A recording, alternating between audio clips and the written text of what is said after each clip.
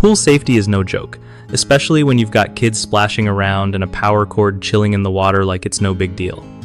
So here's the thing, if you're dealing with pool cleaning or any electrical work near water, always make sure cords and equipment stay completely dry and away from the pool. Never let power cords dangle into the water, even if the cleaner says it's fine. Trust me, those ground fault circuit interrupters are great, but they can fail sometimes, and you don't want to be the test subject. If you notice anything unsafe, ask the cleaner to fix it as soon as possible or stop the work until it's safe. Also, double check that the outlet they're using is actually a GFCI and functioning properly by testing it yourself. Kids and water don't mix well with electricity, so keep everyone out of the pool while any electrical equipment is plugged in nearby. If you're unsure about the safety of the setup, don't hesitate to get a second opinion or call a professional electrician. It's always better to be safe than sorry when it comes to electrical hazards around pools.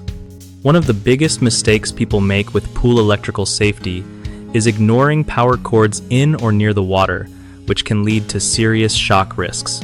The fix? Always keep cords elevated and away from wet surfaces, no exceptions.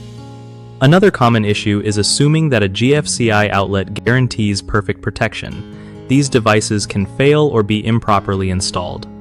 The best way to fix this is to regularly test your GFCI outlets and have a pro inspect your pool's electrical system annually. Lastly, some folks forget to keep kids out of the pool during electrical maintenance, which is a huge risk.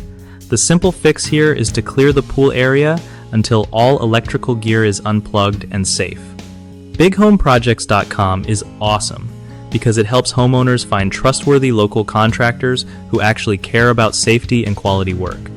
Plus, it's a great platform for contractors to connect with clients who need reliable help with their home projects.